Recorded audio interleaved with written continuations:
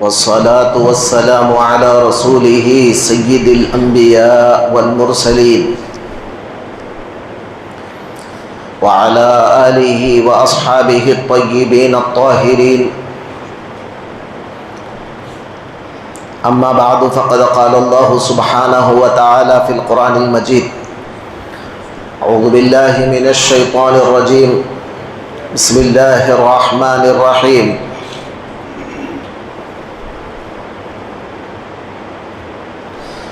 محمد رسول الله والذين معه أشداء على الكفار رحماء بينهم تراهم ركعا سجدا يبتغون فضلا من الله ورضوانا. وقال الله سبحانه وتعالى في شأن حبيبه الكريم: إن الله وملائكته يصلون على النبي يا أيها الذين آمنوا صلوا عليه وسلموا تسليما. اللهم صل على سيدنا وشفيعنا وحبيبنا ونبينا ومولانا محمد وعلى آل سيدنا ومولانا محمد النبي الأمي الذي قرنت البركة بذاته ومحياه وتعطرت العوالم بطيب ذکرہ ورياه. محترم بزرگوں، عزیز دوستو، اللہ تبارک و تعالی جل شانہ و عم نوالہ کا بے انتہا و بے کرم فضل ہے کہ اللہ تبارک و تعالی نے آپ کو اور ہم کو پیارے آقا حضور رحمت للعالمین صلی اللہ علیہ وآلہ وسلم کا امتی بنایا، اور اللہ کا شکر ہے کہ حق تعالیٰ نے الحمدللہ آج اس کے گھر میں جمع ہو کر کچھ دین کی باتیں سننے اور سمجھنے کی توفیق عطا فرمائی. دوستوں اور بزرگوں، آج کا جمعہ ذی الحج کا آخری جمعہ ہے. آج انشاءاللہ تعالی ہم جو گفتگو آپ کے سامنے کرنے والے ہیں وہ ہے حضرت عثمان غنی رضی اللہ عنہ کے متعلق، کیونکہ حضرت سیدنا عثمان غنی رضی اللہ تعالیٰ عنہ آج سے تقریباً 4 دن پہلے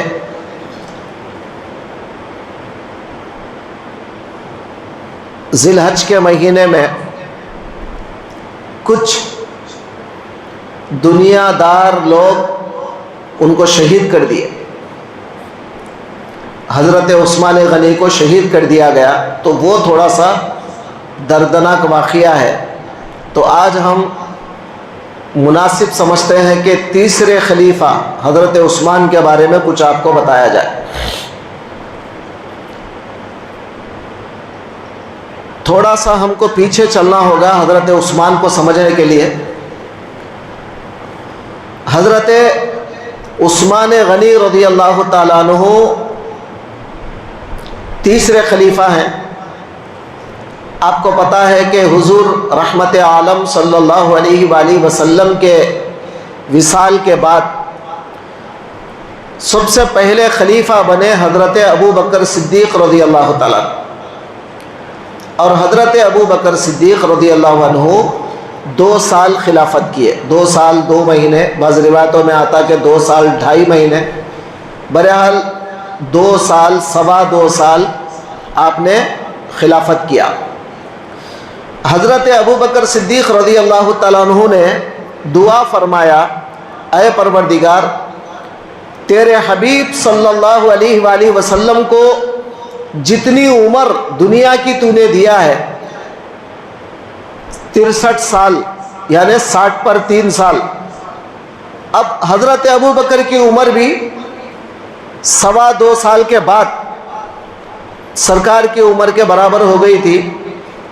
60 پر 3 سال 63 سال مکمل ہو چکے تھے.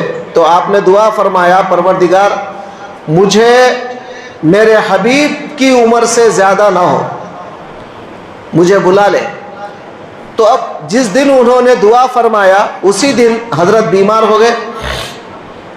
اس کے بعد حضرت صدیق اکبر جیسے ہی بیمار ہو گئے، سب کو سمجھ میں آ گیا کہ اب دنیا سے رخصت ہونے والے ہیں، تو تمام لوگوں نے حضرت صدیق اکبر سے پوچھا کہ اے ابو بکر، اے خلیفۃ المسلمین، جب رسول دو جہاں دنیا سے پردہ فرما چکے تو اس وقت گڑبڑ ہو گیا تھا، بہت بڑا جھگڑا ہوا تھا، مہاجرین میں انصار میں بہت بڑا مسئلہ تھا خلافت کے واسطے۔ اب آپ جائیں گے تو پھر آپ کے بعد پھر جھگڑا قائم ہوگا، تو لہٰذا اچھا ہوتا کہ آپ خود اپنی زندگی میں کسی کو خلیفہ مقرر کر کے چلے جائیں۔ تو حضرت ابو بکر صدیق رضی اللہ تعالیٰ عنہ نے صحابہ کرام کو جمع کر کے فرمایا، میرا مشورہ یہ ہے کہ تم سب مل کر عمر کے ہاتھ پہ بیعت کر لو، کیونکہ عمر کافروں پر بہت سخت ہے۔ جیسے قرآن میں اللہ نے فرمایا محمد الرسول اللہ صلی اللہ علیہ وآلہ وسلم، یعنی محمد الرسول اللہ اللہ کے رسول ہیں، والذین معہ، اور جو ان کے ساتھ ہے۔ اب یہ ان کے ساتھ کا اشارہ حضرت ابو بکر کی طرف ہے جو حضور کے ساتھ رہتے تھے۔ اشداء علی الکفار کا اشارہ حضرت عمر کی طرف ہے۔ اس کے بعد تیسرے خلیفہ ہیں حضرت عثمان، ان کے بارے میں اللہ نے فرمایا رحماء بینہم، یہ آپس میں رحم کرنے والے ہیں، انہیں مسلمانوں پر آپس میں رحم کرنے والے ہیں۔ پھر اس کے بعد چوتھے خلیفے کے بارے میں اللہ نے فرمایا تراہم رکعا سجدا یبتغون فضلا من اللہ ورضوانا، اے پیغمبر آپ دیکھیں گے ان کو کہ وہ زیادہ رکوع کرنے والے ہیں، زیادہ سجدہ کرنے والے ہیں۔ تو یہ صفت ہے حضرت علی رضی اللہ تعالیٰ عنہ کی۔ تو یہ چاروں خلفاء کے متعلق اللہ نے اس آیت کے اندر ان کے اوصاف کو بیان کر دیا۔ تو میں کیا بتا رہا تھا آپ کو، حضرت ابو بکر صدیق رضی اللہ عنہ 2.25 سال کے بعد آپ کا وصال ہو گیا۔ انتقال ہونے سے پہلے لوگوں نے کہا کہ حضرت رسول کے بعد ایک بڑا جھگڑا شروع ہو گیا، جب آپ جائیں گے تو اور بڑا جھگڑا شروع ہوگا، لہٰذا بہتر یہ ہے کہ آپ خود کسی کو اپنا جانشین بنا کے چلے جائیے۔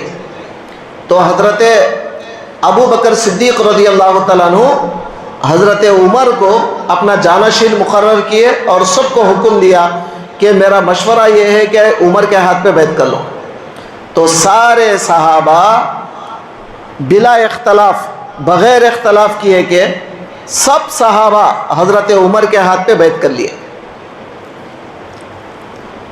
اب حضرت عمر رضی اللہ تعالیٰ عنہ کی جو خلافت کا زمانہ تھا وہ تقریباً 10 سال تھا، یعنی حضرت عمر 10 سال خلافت کی ہے، پورے مکمل 10 سال حضرت ابو بکر کے بعد۔ تو جملہ رسول اللہ صلی اللہ علیہ وسلم کے وصال کے بعد سے لے کے حضرت عمر کی پوری خلافت کا زمانہ مکمل 12 سال کا تھا۔ 12 سال کمپلیٹ ہو گئے۔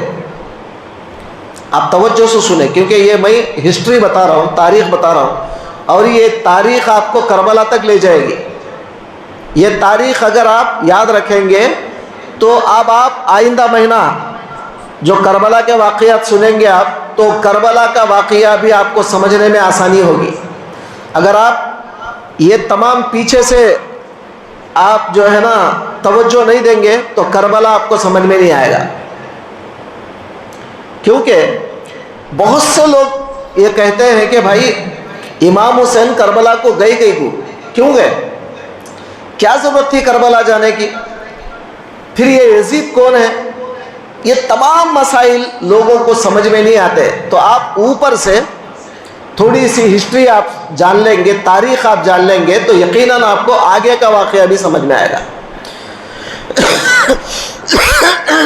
تو میں کیا بتایا آپ کو، رسول دو جہاں صلی اللہ علیہ وآلہ وسلم کے بعد حضرت ابو بکر صدیق 2.25 سال خلافت کیے. حضرت ابو بکر صدیق کے بعد حضرت عمر فاروق 10 سال خلافت کیے.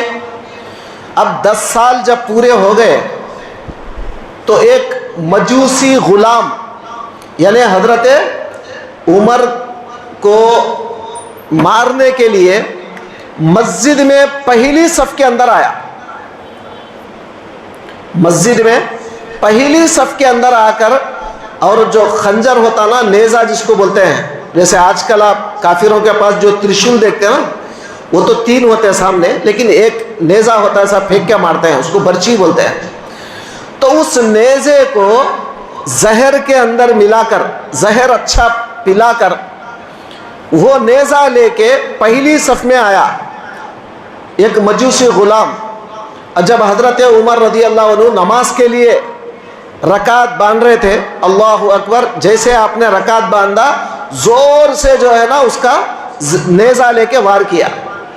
وہ اتنا زور سے مارا گیا قریب سے تو نیزہ اندر تک پہنچ گیا، اور وہ زہر میں ملا ہوا تھا، اس لیے وہ زہر پورے آپ کے جسم کے اندر پھیلتا چلا گیا.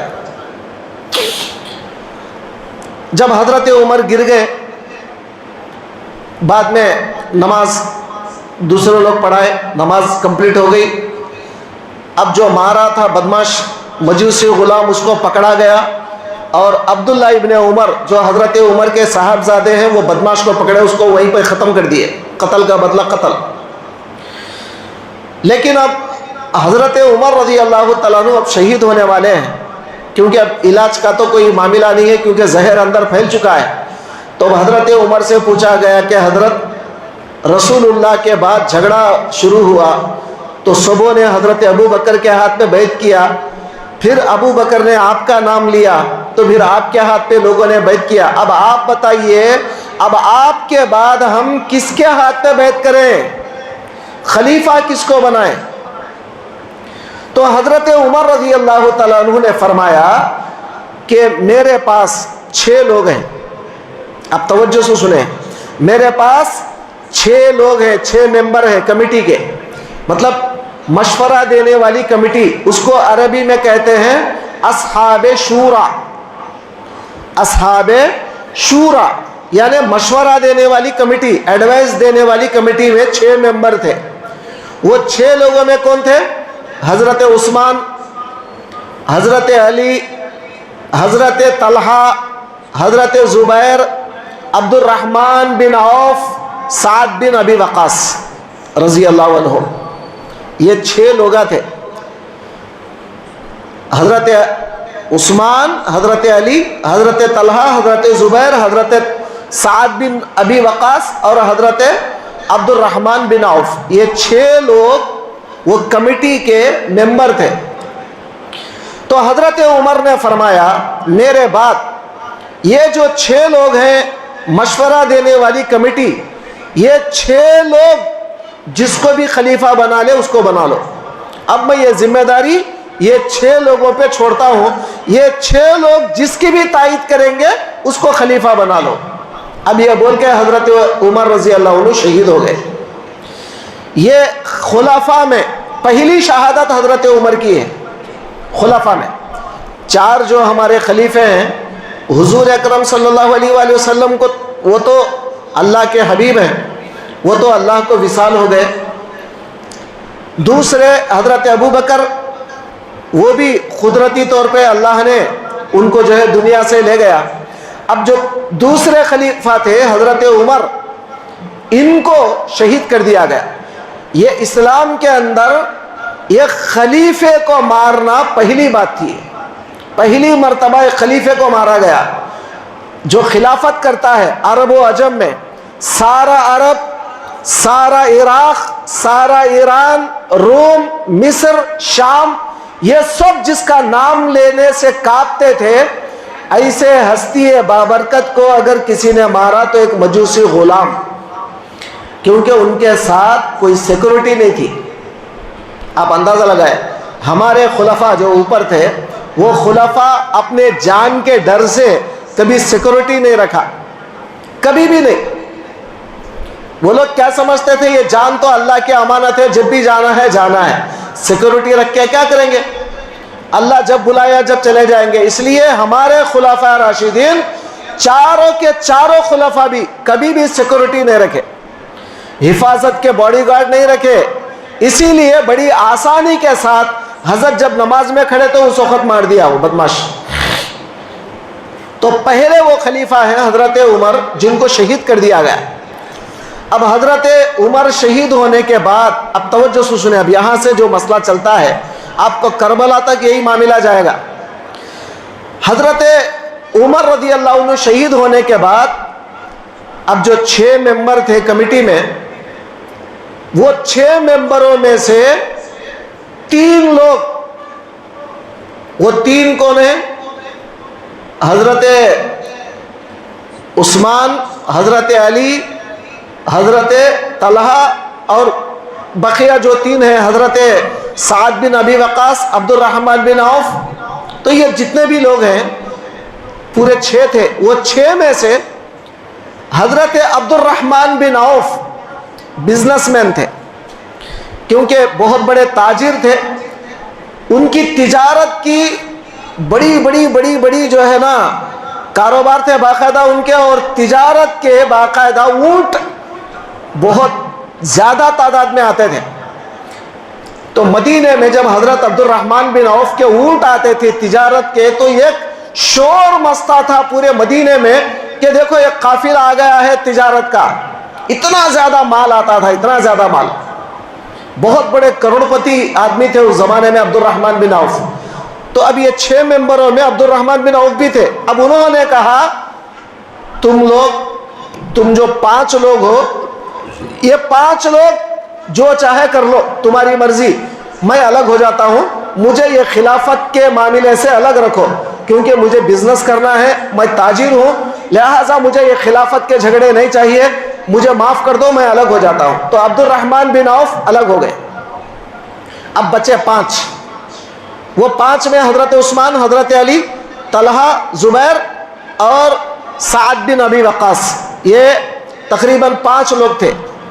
अब ये 5 लोगों में 2 कैंडिडेट बने। मैं आपके अल्फाज में बता रहा हूँ, मतलब 2 लोग बड़े बने, एक हजरत उस्मान, एक हजरत अली। अब वोट देने वाले कितने हैं? 3 लोग हैं। मतलब वो दोनों को वोट करने वाले, वो दोनों को तायद करने वाले 3 लोग हैं। अब वो तीनों में से दोनों अब्दुर्रहमान बिन, वो दोनों कौन? हजरत जुबैर, हजरत तलहा। ये दोनों हजरत उस्मान को सपोर्ट करे, और दूसरे जो थे वो जो है हजरत अली को सपोर्ट करे। तो हजरत अली को उनकी तायद में एक आदमी आए, एक सहाबी आए, और उस्मान की तायद में 2 सहाबा आए। अब चूंकि मेजॉरिटी हजरत उस्मान की थी, इसीलिए हजरत उमर के कौल के मुताबिक हजरत उस्मान गनी को खलीफा बनाया गया। तीसरे खलीफा हजरत उस्मान गनी बन गए। अब तमाम मदीने वाले, अब तवज्जो फरमाएं, अब यहाँ से आप तवज्जो फरमाएं, तमाम अब इस्लाम कहाँ तक बढ़ गया? हुजूर के ज़माने में इस्लाम कहाँ से कहाँ तक था? मक्का, मदीना और हिजाज, ताइफ और आजू बाजू के अतराफ, जितने अतराफ के, अब इस वक्त जितना सऊदी अरब है, अब इस वक्त जितना सऊदी अरब है, हुजूर के ज़माने में उतना था अरब, मतलब उतनी कंट्री मुसलमानों के हाथ में थी।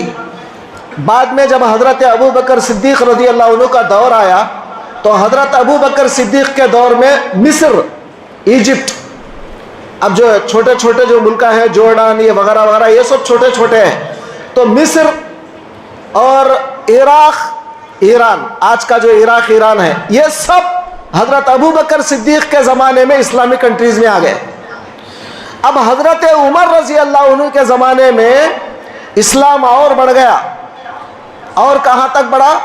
ईरान और उधर शाम यानी सीरिया, ये तमाम जितने कंट्रीज हैं आज आप देख रहे हैं इस्लामिक कंट्रीज, ये तमाम हजरत उमर रजी अल्लाह अन्हु के ज़माने में इस्लामी कंट्रीज में आ चुके थे। उमर के ज़माने में बहुत से कंट्रीज, तो हजरत उमर के दौर में इस्लाम बढ़ गया। तो अब क्या किया गया? तवज्जो फरमाए, अब क्या किया? हजरत उमर ने حضرت عمر نے دنیا میں سب سے پہلے پولیس کا انتظام کیا، پولیس کا. اس سے پہلے ہسٹری کے اندر پولیس نہیں تھی. آپ نہیں دیکھیں گے کہیں بھی، ہسٹری میں پڑھیں گے نہیں، کہیں بھی پولیس کا نام و نشان نہیں. فوج ہوتی تھی، ملٹری ہوتی تھی. ایک ملک دوسرے ملک لڑتے تھے آپس میں، ایک ملٹری والا دوسرے ملٹری والے کو مارتا، یہ فوج آپس میں لڑتی تھی. لیکن لوگ جو غلطی کرتے ہیں، کوئی شراب پی رہا ہے، کوئی جوا کھیل رہا ہے، کوئی لڑ رہا ہے، تو ان کے اوپر FIR کرنا، ان کے اوپر جو ہے کلیم کرنا، آپس میں پبلک کے جو جھگڑے ہوتے ہیں وہ جھگڑوں کو سالو کرنا، یہ تمام چیزیں اس زمانے میں نہیں تھی. سب سے پہلے دنیا میں اگر یہ تمام چیزوں کو رائج کیا تو وہ حضرت عمر تھے. حضرت عمر رضی اللہ عنہ نے دنیا میں سب سے پہلے یہ نظام قائم کیا پولیس کا. اور دوسرا نظام CID کا، جو CID کا نظام ہوتا ہے، جو چھپ کر تمام لوگوں کی خبریں لیتے ہیں، جس کو آپ انٹیلیجنس بھی کہتے ہیں. چھپ کر تمام لوگوں کی خبریں حکومت کو پہنچاتے ہیں. ہمارے اندر بیٹھے رہتے ہیں مگر ہم کو پتہ نہیں چلتا کہ وہ کون ہے. باہر منگ لینے والوں کی صورت میں بیٹھے رہتے ہیں، پتہ نہیں چلتا آپ کو کہ وہ کون ہے، اور وہ برابر اپنی ڈیوٹی کرتا رہتا ہے اور گورنمنٹ کو پوری باتیں پہنچاتا ہے کہ مولانا کیا بولے بیان میں، کیا نہیں کرے، سب پہنچ جاتا ہے. آپ سمجھ رہے ہیں؟ تو یہ ایک ہوتا ہے CID، جس کو ہم انٹیلیجنس کہتے ہیں. یہ سب سے پہلے یہ شعبہ اگر کسی نے قائم کیا تو حضرت عمر رضی اللہ عنہ نے قائم کیا. حضرت عمر سے پہلے آپ کو دنیا میں ایسی چیز نہیں ملے گی. حضرت عمر کا برین، حضرت عمر کا دماغ اتنا زیادہ فاسٹ چلتا تھا کہ دنیا کے بڑی بڑی حکومتیں سوچ میں پڑ کے تھی کہ یہ عمر یہاں مدینے میں بیٹھ کر اتنی بڑی حکومت کیسے سنبھالتا ہے. سارے بڑے بڑے بادشاہ پریشان تھے. اور حضرت عمر کی سادگی کا عالم یہ ہے کہ پیون لگے ہوئے کپڑے پہن رہے ہیں، اور کوئی اچھا خاصا نرم بستر نہیں ہے، بلکہ جہاں موقع ملا ایک جھاڑ کے نیچے، سر کے نیچے ہاتھ رکھ لے کے ایک جھاڑ کے نیچے، وہ بھی مٹی پہ سو رہے. تو ہمارے خلفاء اتنے عاجزی انکساری سے رہتے تھے. وہ لوگ دنیا کو کبھی بھی جو ہے دل میں نہیں بسائے، بس حکومت کو حکومت کے حد تک رکھا اور اسلامی طریقے سے حکومت کو چلایا. تو آپ توجہ فرمائیں، اسلامی طریقے سے حکومت چلانے کا نام خلافت ہے. آپ یہ بات نوٹ کر لیں میری، اسلامی طریقے سے، شریعت کے طریقے سے حکومت چلانے کا نام خلافت ہے. خلافت خالی حکومت کرنے کا نام نہیں ہے، جس پر چاہے حکومت کر لو، جسے چاہے ظلم کرو، اس کا نام خلافت نہیں ہے. خلافت جیسا رسول دو جہاں نے حکومت کو، دنیا کی حکومت کو سنبھال کر خلفاء راشدین کے حوالے کیا اسلامی طریقے سے، اللہ کی مرضی سے، ایسا اللہ کی مرضی سے حکومت چلانے کا نام خلافت ہے. یہاں تک کہ آپ کو یاد ہوگا حضرت عمر کے زمانے میں ایک بکری، توجہ فرمائے، ایک بکری پل پہ سے، ندی کے اوپر پل ہوتا نا، نالے کے اوپر ونتینا جسے بولتے ہیں ہم، برج. اس زمانے میں چونکہ RCC کے برج نہیں تھے، چکلے کے ہوتے تھے، ایک چکلا دوسرے چکلے کو جوڑ کے بنانا پڑتا تھا. وہ ایک چکلے دوسرے چکلے کے بیچ میں گیپ ہوتا تھا. اب وہ گیپ میں ایک بکری کا پیر اندر پھنس گیا اور اس کی ٹانگ ٹوٹ گئی. جب حضرت عمر رضی اللہ عنہ کو پتا چلا کہ ایک بکری کی ٹانگ ٹوٹ گئی، بیٹھ کے رونے لگ گئے. رات بھر اللہ سے معافی مانگ رہے، بیٹھ کے رو رہے. لوگوں نے کہا حضرت کیوں رو رہے آپ؟ ارے کوئی انسان مرا کیا؟ وہ تو ایک بکری ہے، اس کی ٹانگ گئی، آپ کیوں افسوس کر رہے ہیں؟ فرمایا اللہ اگر مجھے قیامت میں پوچھے گا عمر کیا حکومت کرا تو، اور تیری حکومت میں وہ تختے صحیح نہیں تھے جس میں ایک بکری کی ٹانگ پھنس گئی، وہ اس کی ٹانگ ٹوٹ گئی، تو میں کیا جواب دوں اللہ کو؟ تو ایسے اللہ سے ڈرنے والے تھے ہمارے خلفاء. تو اب ان کے بارے میں اگر بولوں گا تو بہت زیادہ ہے. چلیے آگے بڑھتے ہیں. جب حضرت عثمان غنی رضی اللہ تعالیٰ عنہ خلیفہ بنے، اب آپ کو سمجھ میں آنا ہسٹری جو بتایا میں. سب سے پہلے حضرت ابو بکر 2.25 سال حکومت کیے، خلافت کیے. حضرت ابو بکر کے بعد حضرت عمر 10 سال خلافت کیے. ان کو شہید کرنے کے بعد حضرت عثمان غنی کو خلیفہ بنایا گیا اور حضرت عثمان غنی 12 سال خلافت کیے، 12 سال. وہ دونوں خلیفے مل کے 12 سال خلافت کیے تو اکیلے حضرت عثمان 12 سال خلافت کیے. اب توجہ کریں اب یہاں سے. حضرت عثمان غنی رضی اللہ تعالیٰ عنہ کے زمانے میں چونکہ اسلام بہت دور تک بڑھ گیا تھا, اسلامی حکومت بہت دور پھیل گئی تھی, تو حضرت عثمان نے کیپٹل مدینہ رکھا. جیسا پہلے سے کیپٹل مدینہ چلتے, اب جیسا ہمارے انڈیا کا کیپٹل دلی ہے, دلی ہمارے انڈیا کا کیپٹل ہے, اسی طرح حضرت عثمان کے زمانے میں بھی یہ مدینہ کیپٹل تھا, حضرت عمر کے زمانے میں بھی مدینہ کیپٹل تھا, رسول اللہ کے دور میں بھی مدینہ کیپٹل تھا. اب مکہ کیا تھا؟ حضور کے زمانے میں ایک اسٹیٹ تھا, اسلامک اسٹیٹ, وہ مکہ. اب مکے کو ایک صوبہ بنایا گیا, اسٹیٹ بنایا گیا, وہاں پر ایک امیر رہتا ہے, امیر. اب جیسا ہر اسٹیٹ کے اندر ایک گورنر ہوتا ہے آج کے دور میں, اس زمانے میں امیر ہوتا ہے, ایک امیر, وہ امیر کا پاور گورنر کے برابر. تو ہر اسٹیٹ میں ایک ایک امیر ہوتا ہے. اب توجہ کریں یہاں سے. اب اسلامک اسٹیٹ حضرت عثمان کے زمانے میں کتنے تھے؟ نمبر 1 مکہ, مدینہ کیپٹل تھا, مکہ ایک اسٹیٹ. دوسرا اسٹیٹ شام, جو سیریا ہے آج کا جو سیریا آپ کہتے ہیں, ملک شام. تیسرا عراق کے اندر 2 حصے تھے, ایک حصے کا نام کوفہ, ایک کا نام بصرہ. 2 سٹیاں آج بھی ہیں, کوفہ اور بصرہ 2 سٹیاں آج بھی موجود ہیں. تو عراق کے اندر آدھا حصہ تھا. تو کوفہ ایک اسٹیٹ تھا, بصرہ ایک اسٹیٹ, 2 الگ الگ اسٹیٹ تھے, کوفہ اور بصرہ. تو تقریباً 4 ہو گئے, ایک مکہ, ایک شام, ایک کوفہ, ایک بصرہ. پھر اس کے بعد 5واں جو اسلامک اسٹیٹ تھا مصر, ایجپٹ, اب کا جو ایجپٹ ہے وہ اسلامک اسٹیٹ. اس کے بعد روم, جو آج کل روم جس کو ہم کہتے ہیں, وہ ایک اسلامک اسٹیٹ. ایسے کئی اسلامک اسٹیٹ تھے اس زمانے میں, اور ہر اسٹیٹ کے اندر ایک ایک امیر تھا. اب میں یہاں پر آپ کی توجہ دلاؤں, ہر جگہ امیر تو بدلتے رہتے تھے. خلیفہ بن گیا, خلیفہ بدل گیا, تو وہ خلیفہ کیا کرتے تھے؟ امیر کو بھی بدلا دیتے تھے. لیکن اب کیا ہوا؟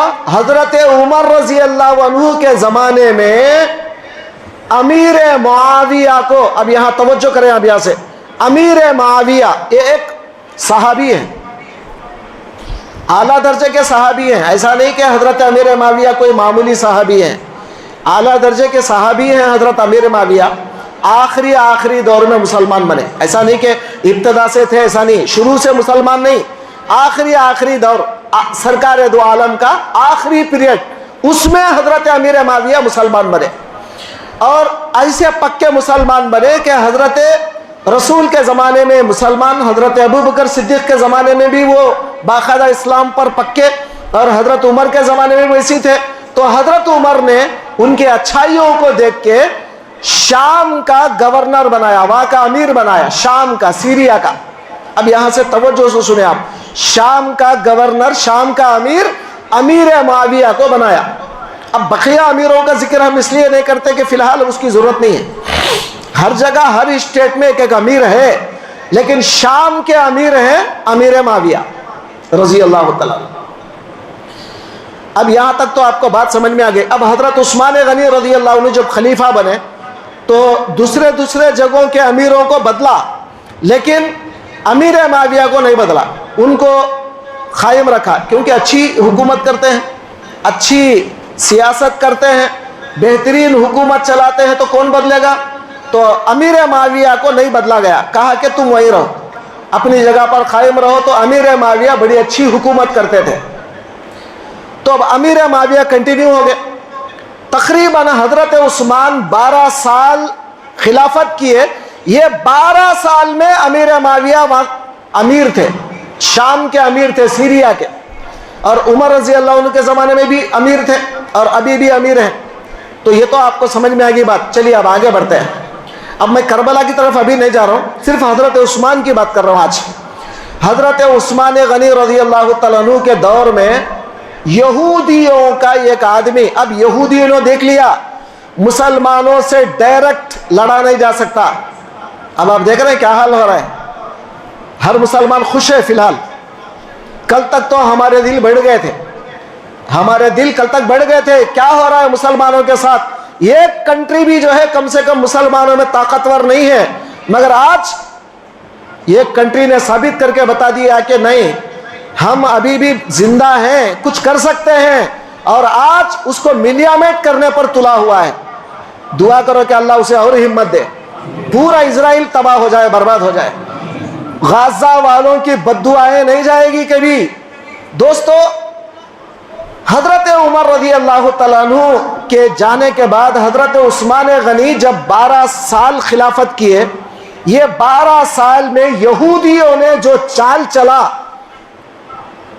ان کی چالوں کا نتیجہ ہے آج تک جو جھگڑے ہو رہے دنیا میں، آج تک جو جھگڑے، جو فسادات، جو بدماشیاں چل رہے ہیں، یہ سب یہودیوں کی دین ہے۔ تو اس زمانے میں یہودیوں نے دیکھ لیا ڈائریکٹ مسلمانوں سے ٹکر نہیں لیا جا سکتا، ڈائریکٹ اگر مسلمان ہوشیار ہو گیا، بیدار ہو گیا، یا تو مرے گا یا مارے گا، مرنے سے ڈرتا نہیں مسلمان۔ مسلمان تو یہ سمجھتا ہے میں مارا شہید، جنت میرا انتظار کر رہی ہے، اور میں زندہ رہا تو غازی بنوں گا اور میں جنگ جیتوں گا۔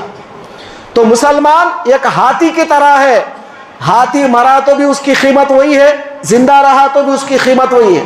مسلمان بھی ویسا ہی ہے، اگر شہید ہو گیا جنت اس کا انتظار کر رہی، حوریں اس کا انتظار کر رہی، اگر زندہ رہا تو انشاءاللہ غازی بنے گا۔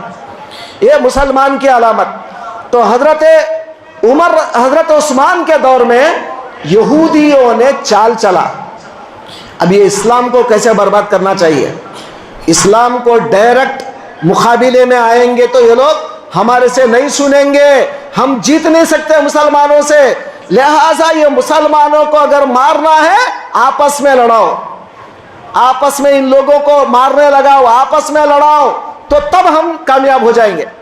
اب یہ چال سب سے پہلے یہودیوں نے چلا، یہ ایک آدمی تھا جس کا نام تھا عبداللہ، یہودی تھا، عبداللہ نام تھا اس کا، اس کے بابا کا نام تھا سبا، آج بھی تاریخ میں اس کا نام لیا جاتا ہے عبداللہ ابن سبا۔ اس نے کیا کیا، اسلام قبول کیا برائے نام، اندر سے تو پکا یہودی تھا، لیکن اوپر اوپر مسلمانوں کو خوش کرنے کے لیے مسلمان بنا، برائے نام مسلمان بنا، اور مسلمان بن کر مسجدوں میں آ کے بیان کرتا تھا، لوگوں عثمان کیا کر رہے ہیں، عثمان کیا کر رہے ہیں۔ اب ان کے، اب لازم بات ہے بھائی، ہر آدمی کے کچھ نہ کچھ چھوٹے چھوٹے خامیاں تو رہتی نا، ہر آدمی کیا اللہ کے پاس سے آیا سو تو نہیں ہے نا، پیغمبروں کو چھوڑ کے، پیغمبر تو کبھی غلطی نہیں کرتے، کبھی گناہ ان سے نہیں ہوتا، پیغمبروں سے، صحابہ سے بھی کوئی بڑے بڑے گناہ نہیں ہوتے، مگر چھوٹے چھوٹے تھوڑے سی چوک بھول ہو جاتی ہے نا کبھی کبھی، چھوٹی چھوٹی باتیں، وہ بھی ذاتی آتے، پرسنل میٹرز میں۔ تو اب حضرت عثمان کیا کرتے تھے، اب مثال کے طور پہ حضرت عثمان کیا کرے، ان کے رشتہ داروں کو، جو ان کے خاندان کے رشتہ دار ہیں، ان لوگوں کو نوکریاں دیے، اسلامی حکومت میں ضرورت پڑتی ہے نا بھائی لوگوں کی، تو ان کے خاص لوگوں کو نوکریاں دیے، تو غلط کیا ہے اس میں۔ اب یہ عبداللہ ابن سبا کو موقع ملا، اب انہیں کیا کرتا تھا، یہ دیکھو عثمان جو ہے اپنے قریب کے لوگوں کو نوکریاں دیتے ہیں، دوسروں کا حق مار کے کھا رہے ہیں۔ اب ایسا غلط انداز میں حضرت عثمان کے اوپر الزامات لگانا شروع کیا، حالانکہ حضرت عثمان کا ارادہ تو ویسا نہیں تھا، وہ تو صحابی رسول ہیں، ان کے بارے میں ایسا کچھ مسئلہ نہیں تھا، لیکن نئی نئی کہانیاں ان کے اوپر بنائی گئی، نئی نئی کہانیاں اور غلط غلط الزامات حضرت عثمان پر لگایا۔ کون لگایا؟ یہ عبداللہ ابن سبا، اور نوجوانوں کو بھڑکاتا تھا۔ اب نوجوان بچے کیسے رہتے معلوم، ذرا اگر جذباتی بیان کرے نا، اچھا جذباتی بیان کر کے چلو نکلو تلواریں لے لو، وہ تو نکل جاتے باہر تھوڑے، سمجھا، سوچتے سمجھتے نہیں، عقل بعد میں استعمال کرتے، جوش پہلے آتا، سمجھ میں آ۔ لیکن میں کیا بولتا ہوں، پہلے عقل کا استعمال کرو، جوش کو بازو رکھو بعد میں، مگر ہم کیا کرتے، ہوش کھو دیتے، پہلے جوش کو لا لیتے۔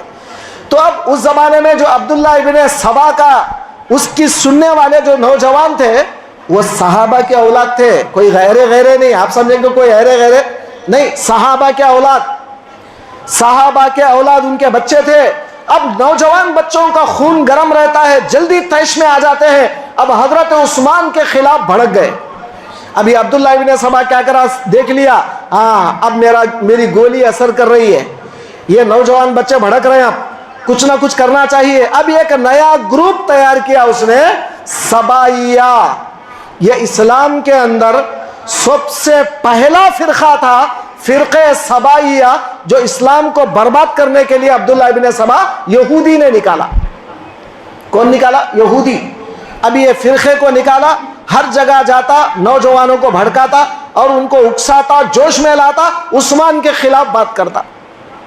اب لوگ کیا کرے, اب کرتے کرتے نوبت یہاں تک آ گئی, کیا کرنا بھائی عثمان کو, کیا کرنا کیا ہے, چلو جائیں گے ہم سب مدینہ جائیں گے اور جا کر عثمان کی خلافت کو چھین لیں گے, ہم عثمان کی خلافت کو چھین لیں گے, چلو مدینہ جائیں گے.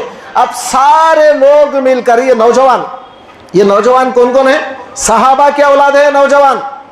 یہ جتنے نوجوان لوگ ہیں, اب ان کا اثر امیر معاویہ کی طرف نہیں پڑا, شام کی طرف نہیں گئے وہ لوگ, کیونکہ شام میں امیر معاویہ بہت سٹرانگ حکومت کرتے تھے, وہاں یہ فتنے فسادات آنے نہیں دیا امیر معاویہ. بلکہ دوسرے جو کنٹریاں ہیں, دوسرے جو اسٹیٹ ہیں اسلام کے, وہ اسٹیٹس میں یہ فتنہ بڑھ گیا حضرت عثمان کے خلاف. جہاں دیکھو مسجدوں میں عثمان کے خلاف یہ نوجوان لوگ باتیں کر لینا. اب یہ عبداللہ ابن سبا جو بیج ڈالا نا زہر, وہ زہر کام کر گیا. اب آہستہ آہستہ عبداللہ ابن سبا انہیں تو مر گیا, عبداللہ بن سبا تو مر گیا, لیکن اس کے جو چیلے چپاٹے ہیں نا, اس کے جو شاگردہ, جو انہیں زہر جو ڈالا اسلام کے زمین کے اندر, وہ تو کام کر رہا ہے. تو اب یہ اس کے جو نوجوان جو لڑکے ہیں وہ سب کیا کرے, اب یہ مہینے میں کون سا مہینہ ہے؟ ذی الحج کا مہینہ. یہ مہینے میں آج سے 4-5 دن پہلے, آج سے تقریباً 4 یا 5 دن پہلے, یہ ذی الحج کے مہینے میں کیا کرے وہ لوگ, دیکھ لیے موقع کب جانا مدینے کو, ایسے وقت پہ جانا مدینے کو جبکہ مدینے میں بڑے بڑے صحابہ نہیں رہنا, سارے لوگ حج کو جا کے رہنا, کیونکہ ذی الحج کا مہینہ ہے. کہاں جاتے لوگ؟ حج کو جاتے ہیں. تو سارے مدینے میں بڑے بڑے صحابہ حج کو جا کے تھے. حج کو پورا مدینہ خالی تھا, صرف چند لوگ تھے مدینے میں, بقیہ پورے حج کو جا کے تھے مکے کو. اب وہ موقع وہ لوگ چنے, ایسا سچویشن انہوں نے منتخب کیا کہ ایسے وقت پہ جائیں اور جا کر عثمان کا کچھ نہ کچھ کریں. اب سیدھا یہ مہینے میں, ذی الحج کے مہینے میں, حضرت عثمان کے مدینے کو آئے اور ان کے گھر کے اطراف گھیرا کر لیے. آپ توجہ سنیں, حضرت عثمان کے گھر کے اطراف گھیرا کر لیے. 2 فلور کا مکان تھا حضرت عثمان کا. حضرت عثمان اوپر کے فلور میں رہتے تھے. اب یہ لوگ نیچے اطراف سے جو ہے نا حضرت کے گھر کے اطراف گھیرا کر لیے. گھیرا کرنے کے بعد بولے, عثمان تمہاری یہ غلطی ہے, یہ غلطی ہے, یہ غلطی ہے, یہ غلطیاں ہیں تمہارے. تو حضرت عثمان نے کہا, تم لوگ جو غلطی سمجھ رہے ہو, میں تو خیر اس کو کرا نہیں ہوں, تم سمجھ رہے ہو ایسا غلطی, اگر بلو فرض اگر میں غلطی کرا ہوں تو آئندہ سے نہیں کروں گا انشاءاللہ. اب تم گڑبڑ مت کرو, یہاں سے چلے جاؤ. اب وہ لوگ بولے, ایسا نہیں جاتے ہم, اب جتنے غلطیاں آپ کے ہیں اب دوبارہ اس کو ریپیٹ نہیں کریں گے. آپ اس بات کی گارنٹی کون دے گا؟ ضمانت کون ہے؟ ضامین کون ہے؟ گارنٹر کون ہے؟ تو حضرت عثمان غنی رضی اللہ عنہ نے فرمایا, علی کو بلاؤ, علی میری گارنٹی لیں گے اور علی کو بلاؤ, وہ ضمانت لیں گے. حضرت علی رضی اللہ عنہ کو بلایا گیا. حضرت علی آئے. آنے کے بعد یہ سارے جتنے گڑبڑ کرنے والے نوجوان تھے, سب لوگوں کو حضرت علی نے فرمایا, دیکھو یہ خلیفے کے خلاف گڑبڑ کرنا اچھی بات نہیں ہے, اور جیسا تم نے کہا اگر یہ غلطی کرے ہیں اب آئندہ سے ریپیٹ نہیں کریں گے. آئندہ وہ تم جو سمجھ رہے ہو, حالانکہ حضرت عثمان تو نہیں کرے, لیکن تم اگر سمجھ رہے ہو کہ حضرت عثمان نے غلطی کیا, اب آئندہ ایسا نہیں کریں گے, خدا کے واسطے تم یہاں سے چلے جاؤ. تو لوگوں نے پوچھا, اچھا کیا تم گارنٹی لوگے؟ آپ علی ہیں, رسول اللہ کے داماد ہیں, آپ کے اوپر ہمارا بھروسہ ہے, کیا آپ گارنٹی لیں گے کہ عثمان آئندہ ایسا نہیں کریں گے؟ تو حضرت نے فرمایا, ہاں میں گارنٹی لیتا ہوں, ضمانت دیتا ہوں, عثمان ایسا نہیں کریں گے, تم چلے جاؤ یہاں سے. اب یہ جتنے گڑبڑ کرنے والے نوجوان آئے تھے نا عبداللہ ابن سبا کے گروپ کے, وہ سب جا رہے. کدھر سے جا رہے ہیں؟ سیریا کی طرف جا رہے ہیں، شام کی طرف جانا ادھر سے تھے ان کو. یہ نکلے کہاں سے تھے؟ مصر سے، ایجپٹ. یہ فتنہ جو شروع ہوا اسلام میں، سب سے پہلا فتنہ جو اسلام میں شروع ہوا ایجپٹ سے شروع ہوا. ایجپٹ پہلا فتنے کا مرکز تھا اس زمانے میں. عبداللہ بن سبا وہاں کا پیدا ہوا اور وہاں سے خلفاء راشدین کے خلاف فتنہ نکالا. اب حضرت عثمان کے خلاف جو فتنہ شروع ہوا وہ ایجپٹ سے شروع ہوا. اب وہ لوگ جانا تھا ایجپٹ کو، تو یہ لوگ جا رہے مدینے سے آگے نکل رہے. اب اتنے میں اب توجہ سے کریں ہم، حضرت عثمان کے پاس ایک پی اے، جیسا آج کل پی اے بولتے ہیں نا، ایک آدمی رہتا ہے وہ پورا سنبھالتا ہے. ایک پی اے تھا حضرت عثمان کا، اس کا نام تھا مروان. اور یہ جو مروان ہے یہ شیطان کی دم ہے. سب جھگڑے، سب فساد، یہ کربلا، یہ جتنے اسلام میں جھگڑے آج تک چل رہے ہیں یہ سب وہ بدماش مروان کی طرف سے تھا. اگر وہ مروان صحیح رہتا تو آج اتنی دور تک اسلام یہ جھگڑوں کی طرف نہیں آتا. یہ ساری بدماشی وہ مروان کی ہے. ہر جگہ ایک رہتا نا مروان، ہر بڑے کے ساتھ ایک مروان رہتا ہے آج بھی. انہیں کیا کرتا؟ کانا بھرتا لوگوں کے، انہوں ایسے کے، انہوں ایسے کے، انہوں ایسے کے. وہ مروان کانا بھر بھر کے سارے جو ہے نا لوگوں کو کام بگاڑ دیتا ہے. یہ چلتے رہتا ہے، ہر دور میں ایک مروان آتا ہے، یہ چلتے رہتا ہے. تو مروان کیا کرا؟ حضرت عثمان تو خیر وہ تو اللہ والے ہیں، ان کو تو پتہ نہیں، مگر یہ مروان کیا کرا؟ یہ خط لکھا. خط کسے لکھ رہا ہے؟ امیر معاویہ کو لکھ رہا ہے، شام کے گورنر کو، امیر معاویہ کو خط لکھا. اے معاویہ، فلاں بن فلاں، فلاں بن فلاں، فلاں، یہ جتنے آئے تھے نا گڑبڑ کرنے، ان سب کے نام ایک لسٹ میں لکھا. لکھ کر کیا کرا؟ سٹامپ لگایا. سٹامپ کئی کا؟ خلافت کا. عثمان کا سٹامپ مارا. مار کے کیا بولا؟ پورا نامہ لکھ کے، اے معاویہ، یہ لوگ تمہارے سرحد کی طرف سے جائیں گے، یہ تمام لوگوں کو پکڑو اور قتل کر ڈالو، کیونکہ یہ عثمان کو مارنے آئے تھے. یہ فساد کون کرا؟ حالانکہ حضرت علی سمجھا کے بھیجے وہ لوگوں کو، مگر یہ فساد کی جڑ کون ہے؟ یہ مروان. تو مروان کیا کرا؟ امیر معاویہ کو خط لکھ رہا ہے کہ ان سب کے نام لکھ کر کیا بولا؟ قتل کر دو، یہ بدماشوں کو قتل کر دو، جب بھی تمہارے ملک سے جائیں گے قتل کر دو ان کو پکڑ کے. اب وہ چٹھی ایک آدمی کو دے کر تیز رفتار گھوڑا دے کے بھیجا گیا. اب انہیں وہ چٹھی کس میں رکھا؟ پانی کا جو کوزہ ہوتا ہے، مشکیزہ، پانی کے مشکیزے میں چٹھی رکھ کے اندر، اس کے اندر کچھ بندے کے پورا باقاعدہ واٹر پروف کی طرح کچھ بنا دے کے پانی کے اندر رکھا اور لے کے جا رہا، کیونکہ پانی کا کوزہ تو کوئی چک کرتا نہیں، جسم چک کرتے ہیں لوگ. اب جب انہیں تیز رفتار گھوڑے پہ سے جا رہا تھا، راستہ تو وہی تھا نا، تو اب یہ تمام جو گڑبڑ کرنے والے جا رہے تھے واپس، وہ لوگ دیکھے کون ہے یہ تیز رفتار، کون بھاگ رہا ہے، یہ گھوڑا لے کے کون جا رہا ہے، پکڑو اس کو. اب اس کو پکڑا، تلاشی لیا، جسم میں تو کچھ نہیں ملا، البتہ جب پانی نکالا گیا تو پانی کے اندر وہ چٹھی نکلی. وہ چٹھی میں کیا لکھا ہوا ہے؟ امیر معاویہ کو عثمان لکھے جیسا ہے، مروان کا تو نام نہیں ہے. اب لازم بات ہے، خلیفے کا سٹامپ ہے تو خلیفہ لکھے جیسا ہی ہوگا نا. تو حضرت عثمان امیر معاویہ کو خط لکھے جیسا لکھا ہوا ہے، اے معاویہ، جب بھی یہ لوگ فلاں فلاں لوگ آئیں گے ان کو پکڑو، قتل کر دو. اب یہ بدماش لوگ بولے، اچھا عثمان ایسی چال چلتے کیا؟ ہمارے کو تو سمجھا منا کے بھیج دیے اور ہمارے پیچھے ہمارے کو قتل کرنے کے واسطے پلان بناتے، اب نہیں چھوڑنا ہے عثمان کو، چلو واپس مدینہ چلو. اب یہ جتنے گڑبڑ کر کے جانے والے تھے پھر واپس آ گئے. پھر حضرت کے گھر کے اطراف محاصرہ کر لیا، عثمان کے گھر کے اطراف گھیرا کر لیا. اب گھیرا کر کے 3 دن کھانا بند، پانی بند، ایکسپورٹ انپورٹ سب بند، اوپر کوئی جانا نہیں، اوپر سے کوئی آنا نہیں. اب حضرت عثمان کے گھر میں تو کچھ نہیں تھا، یہاں تک کہ پانی بھی نہیں تھا. اب حضرت عثمان پھر ان سے پوچھے، کیوں آئے تم لوگ؟ ارے چلے گئے تھے، کیوں آئے؟ فرمایا کہ عثمان، یہ چٹھی کیا ہے؟ اس میں تمہارا اسٹامپ ہے.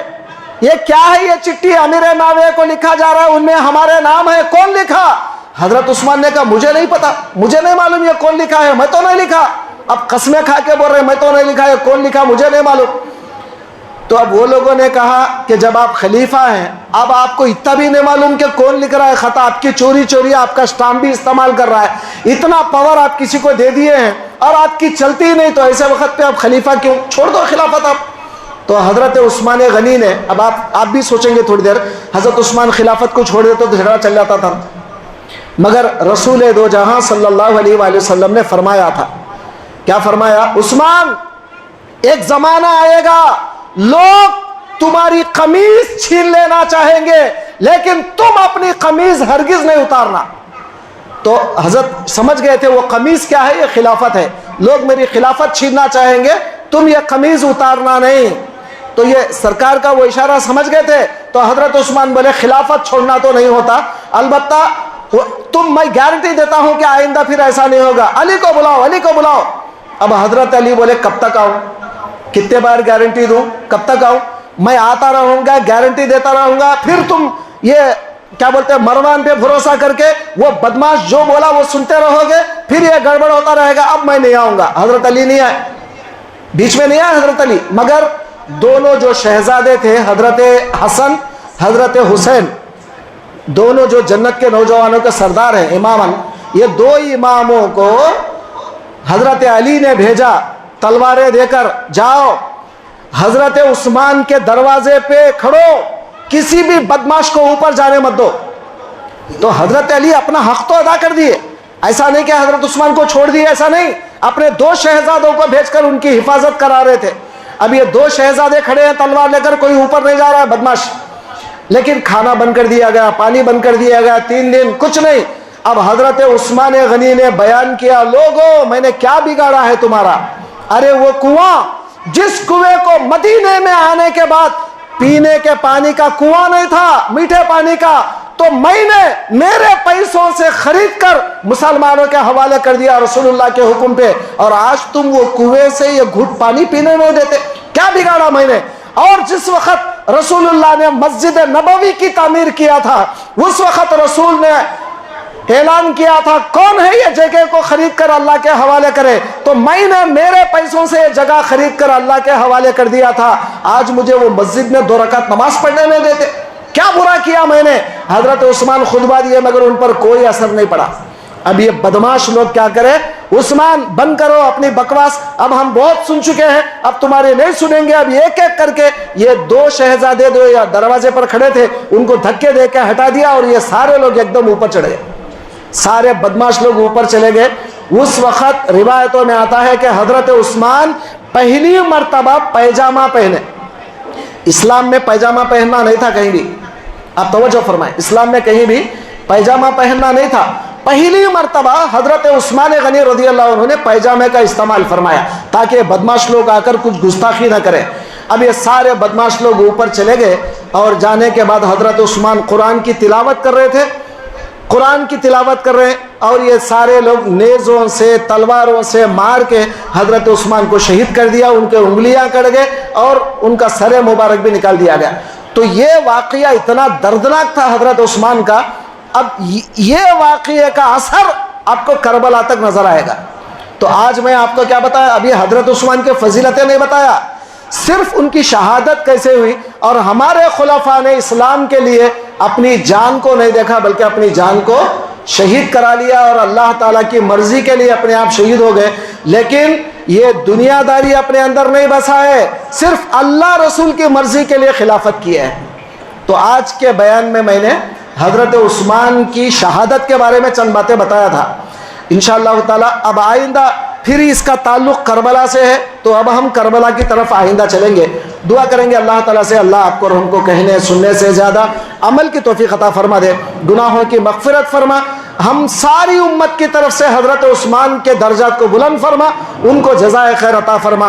واسطہ تیرے حبیب پاک کا صلی اللہ تعالی علی خیر خلقہ محمد وعلی آلہ واصحابہ اجمعین برحمتک.